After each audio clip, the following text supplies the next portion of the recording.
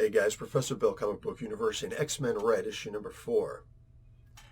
I'm telling you, it's that slow burn that Al Ewing likes to do to get a story forth and not give you too much too fast. I'm telling you, the pacing in this comic book, not too shabby. I'm a little annoyed that we didn't get more from the Cable thing, but in my mind, I'm thinking and just a little bit hoping also that he's doing that for a reason. He wants that to, again, like molten lava, slowly coming out of the volcano, slowly coming down the hill. Oh, it's inescapable. We can't outrun that. But when you look at it from the outside, nice and steady and almost destructively beautiful. So we're talking about this comic book after we talk about who made this comic book. I may have mentioned Al Ewing is the writer. Juan Cabal, Andreas Genolet, and Michael Sta. Maria. This is really weird. Anyway, those people are responsible for the art. Federico Blee on colors. That's an easy enough name. VC's Ariana Maher, letters and production, and Tom Mueller and Jay Bowen doing the design. The cover art is by Russell Dauterman and Matthew Wilson, and there are a bunch of variant covers out there. I'm enjoying them all. And of course, X-Men were created by Stan Lee and Jack Kirby. So we start off with the meeting. It's only one lousy page where they start off the meeting on Araco. And the big question is, what is the meaning of death? I really like that this issue is called 3 Short Stories About Death. It's actually really good. We only get the one page. We'll see as I'm scrolling through. But it looks like we only get one page of the white pages, as I used to always call them. That's what gives all the backup information, the stuff behind the scenes, maybe a couple things for the reader to think about, right? This gave a little bit also, but it was more philosophical than scientific, and I've got no issues with that whatsoever. The one seat is new. The one seat is red. Just notice how there's certain words in here that are red. Yield, die, loss. They would not regain their seat. So it has always been. So there is law. We are not afraid of a life that ends. May cost care. No one should. Ruler. Enemy. Great ring. Won. But did they truly fight here? And all of that is in red. The rest is in black. Look at the picture. One seat is red. The others are black.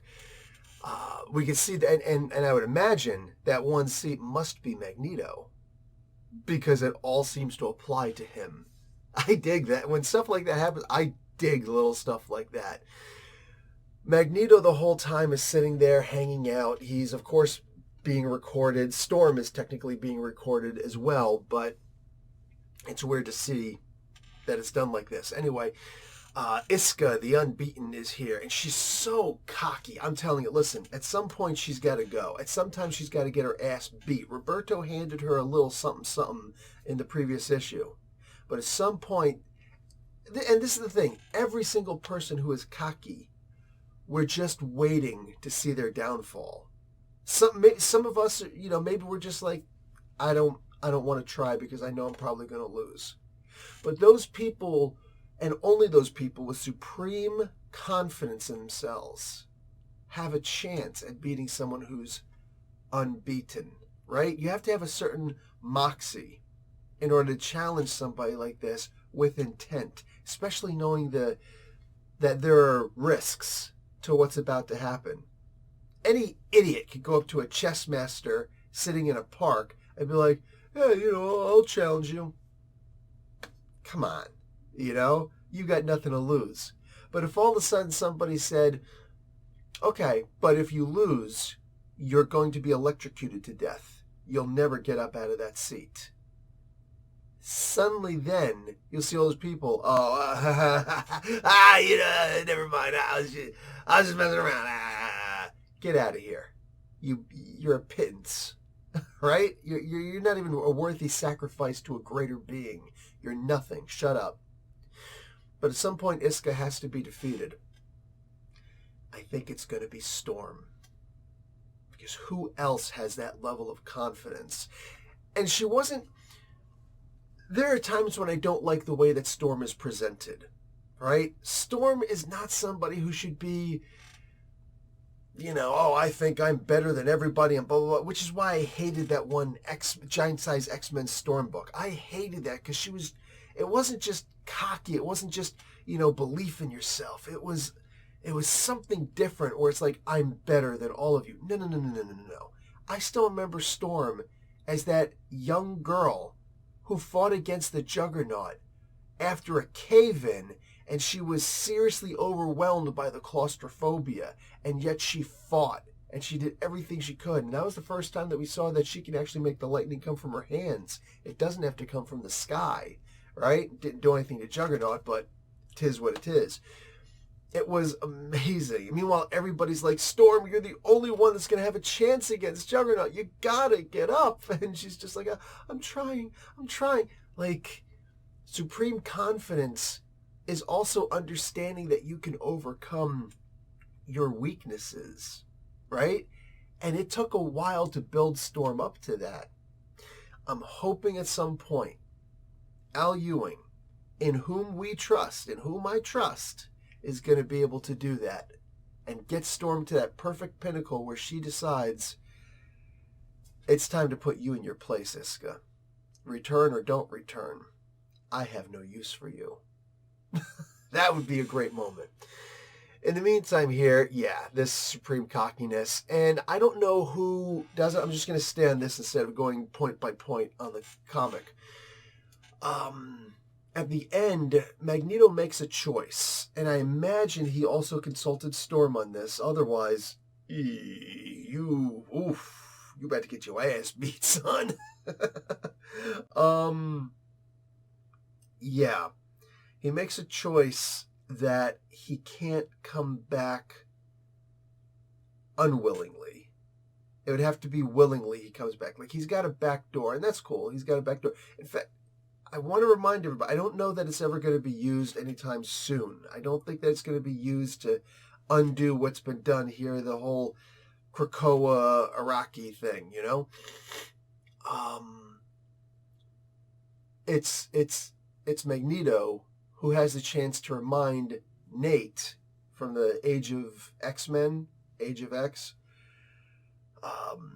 to go back to the Age of X, the Age of X-Man. Right? So that's also a backdoor, but he's got a different channel through Polaris in order to come back, but he has to willingly come back. All of that is mentioned here. That's what you call a setup. This is stuff that is clearly going to happen at some point.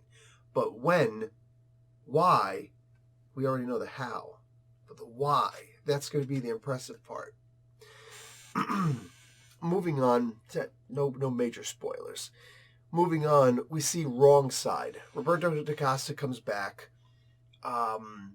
There is this big thing all over about, it was in the Daily Bugle how the X-Men come back. Not the exact specifics of it, but it was leaked and, okay, cool. I dig the idea that when he comes back, Wrong Side is there, right? Wrong Side, that's Landslide, but it's not really, is it? I do remember when he died. I don't remember what, because it was sometime later in the X of Swords, and that's when I stopped reading the X-Men for the most part. He comes back, but in this issue, he says that the kids call him Wrong Slide because he's not Landslide anymore. There's something wrong with him. And he likes the name, even though DaCosta chastises the idea, and he wants to go and, scold the kids. Wrong Slide's like, no, I like the name because it makes sense. And he's very philosophical.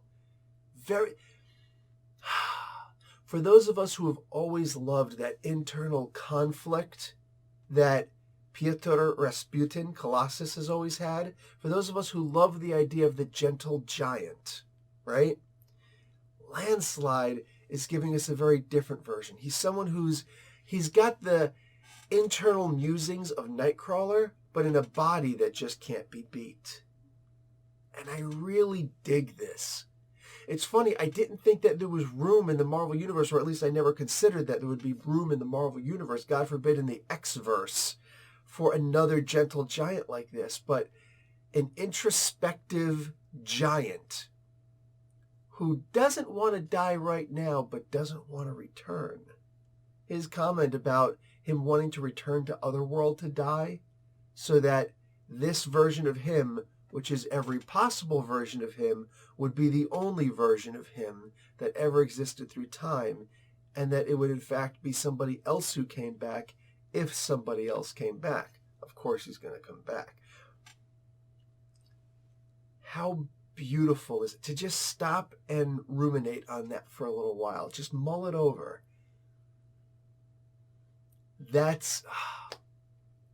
I would love to see a story arc involving Wrong Slide.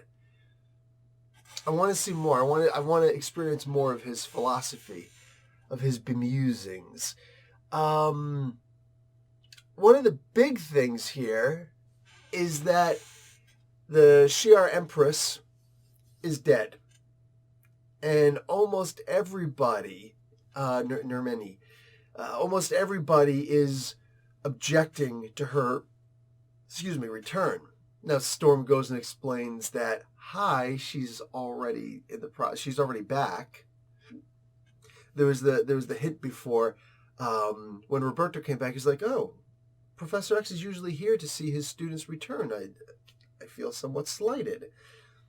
And I think it's Storm who mentions one of the redheads. Might have been Hope, but it looks like it was Storm who was just like, "Yeah, no, he's resting right now. He had a big deal." We saw later on that the big deal was they talked about the psychic wave that went out. Now, why was there a psychic wave when she died, right? If you guys were reading, maybe you know exactly why there was a psychic wave. I didn't read the issue where she was killed. I don't think I did. Maybe I just missed it. I don't know. Anyway, it's a possibility. There's so much that happens in these comic books. But at some point she died. And also, editor's notes all over the place. So this happened in Black Panther issue number 3. This happened in such and such and such other book. And all these different things happen in other books. And we can now go and look at those things if we want. Otherwise, we have the exact information that we need. Al Ewing, my mans. But the idea that she's back because there was this big psychic stream, they're questioning, is she a mutant? Latent powers, hidden, whatever. Maybe that's what the attraction was between her and Charles Xavier. Don't know, but he got the psychic wave also. Everybody knows that she's dead because of the psychic scream that she put out when she died, her death knell, so to speak. But it's so funny that Storm's just like, yeah, and that was also noticed by the most powerful psychic in the entire universe. So of course he, immediately rushed about bringing her back. So it's one of those things where it's like, everybody voted, for the most part, everybody voted no, we don't want her back. But Storm uses her arrogance, and she's just like, well, she's already back. What? How dare you do such and such? That happened before the meeting. Remember the psychic backlash? Yeah. Of course he was going to notice that. And he loves her, so of course he was going to bring her back. This happened before. This happened outside of the council, this particular council.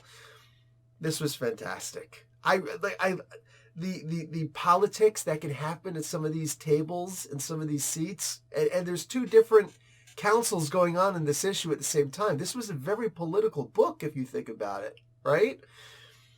I really like the way that it was handled. All of it. It was great. There was still a little bit of Black Panther T'Challa in here, and I like that nobody was, because if Storm simps, everybody's going to be pissed. We like once in a while seeing Black Panther, because that's just guys. When we really like a girl, you know what I'm saying? It's like, hey, I'm willing to bring down my testosterone level a little bit for you.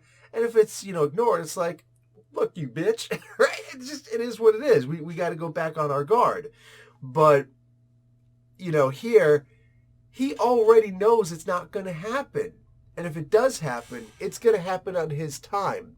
These are two very proud and very deservingly proud people who are just, they're battling wits. They're kind of throwing something out at each other. And you can tell they still love each other. You've been in enough relationships, you know they still love each other. So it's all just wasted time at this point. And it's fantastic, right? I love seeing that. Also, when they explain who everybody is in that one page in here, the full diplomatic privileges have been invoked. List of attendees are as follows for the Shi'ar Emergency Diplomatic Meeting. They give you their names, their pictures of the people who attended at least, where they're from and or who they represent, and their names and if they're here or not. But the part with the description of who they are, I believe it was it Ewing who did Annihilation? I forget, but he did so much around the Annihilation stuff. His description is, he stood when all else fell, and we remember. Richie Rider, baby. Put some respect on that name, too. I like that. To see a non-mutant being extolled in a mutant comic book, very rare. And you know what I'm talking about. It's very rare to see a non-mutant praised in any way, shape, or form. And here, this is like the highest praise. The man takes off his helmet. It's like a Green Lantern removing his ring to have a conversation with somebody, And this man he feels safe because he's safe, I love it. Love it. So much of this, I love it. Everything else in the comic book, it's pretty much just more on the things that I'd already talked about. I don't know what Roberto is doing here. I don't know why he wants Wrong Slide to go to Arakko. But it's interesting to see some of that. That was... I'm not going to say that was my favorite, because my favorite was the Magneto thing. I really want to see more of the landslide, or the Wrong Side thing. I really want to understand where he's going. We know he's going to go to Arakko, right? I want to see where in general he's going and where Ewing is going with this character. This could be really fun. This could be interesting. This could be like a bleeding heart kind of moment. But with Magneto, and here's where I'm going to try and wrap things up. His what the heck is it called? The Game of Thrones. His Game of Thrones referenced, speech here. It's a very short speech, but these fussings that he's giving us, to me it was boring because it was just very generic, but at the end he says something very interesting. I've seen what comes in with the cold of centuries, what can hide through life after life, even from yourself. It's hard to read with the glasses on, to actually read out loud. What would I become with endless time? I fear it, Iska. I fear it. I do not fear a life that ends. Now that...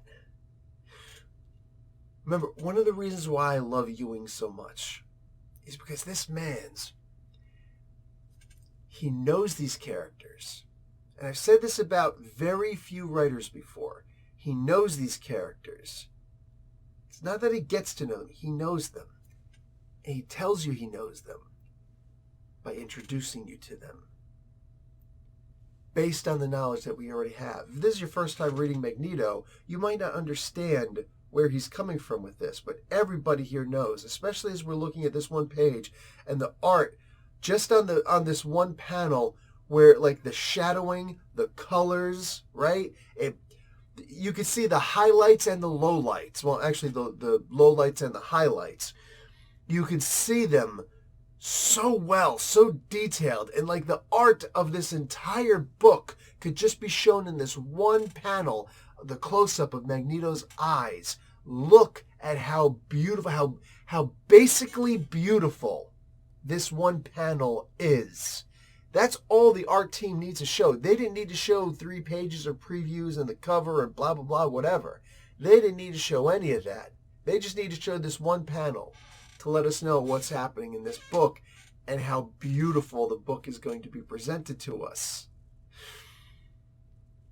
When we know who Magneto is and we know all the evil that he's done, the things that he's capable of, every so often when he kind of unleashes and we start thinking, is he about to whoop everybody's ass? You know? I love this. Plus the idea that now he's not afraid of dying and he could die and actually be done.